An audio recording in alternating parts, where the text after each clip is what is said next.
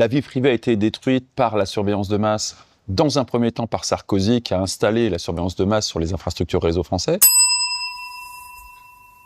Comment ça? Attends. De 2008, Sarkozy, l'américain, s'aperçoit de ce que fait la NSA sur le territoire américain, se dit qu'il faudrait faire la même chose, et coup de bol, on a des champions de la surveillance qui sont des champions français, Bull, qui sont des grands champions de la surveillance qui ont exporté ça aux quatre coins du monde, notamment dans des dictatures, et Sarkozy décide, dès 2007, à l'époque il était ministre de l'Intérieur, d'installer ça sur les infrastructures françaises et de mettre les Français...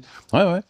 Et puis, plus proche de nous, on a Bernard Cazeneuve. Les lois sur la surveillance qui ont laissé au parquet non indépendant la possibilité d'écouter n'importe quel citoyen, y compris n'importe quel opposant politique, c'est sous Sarkozy, ministre de l'Intérieur et président de la République. Et puis ensuite, en 2015, tu as eu Cazeneuve, qui a donné le top départ sur la surveillance biométrique, la vidéosurveillance biométrique. Le fait que les caméras aux quatre coins de la rue repèrent qui tu es, ce que tu fais, quand tu t'appelles. Comme en Chine. Ça.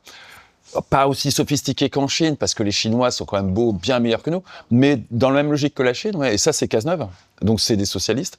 À partir de là, tu as la liberté d'expression aujourd'hui qui est mise à mal par le DSA. Le grand architecte du DSA, c'est Thierry Breton, et il vient aussi de la gauche française. DSA, tu peux expliquer? Le Digital Services Act, qui est le cadre européen, qui grosso modo consiste à dire... On va décider de rien du tout au niveau européen parce qu'on n'a pas trouvé les valeurs communes qui permettraient de mettre en place une censure. Donc on va déléguer à chaque nation européenne le soin par l'intermédiaire d'une autorité, typiquement l'Arcom en France, mais chaque État européen a son autorité de régulation, le soin de désigner ce qu'on appelle des signaleurs de confiance, c'est-à-dire des choses qui, typiquement en France, on a une vingtaine, des ONG, des associations, qui vont repérer des contenus... Ils sont mandatés par l'État? Ils sont mandatés par l'Arcom.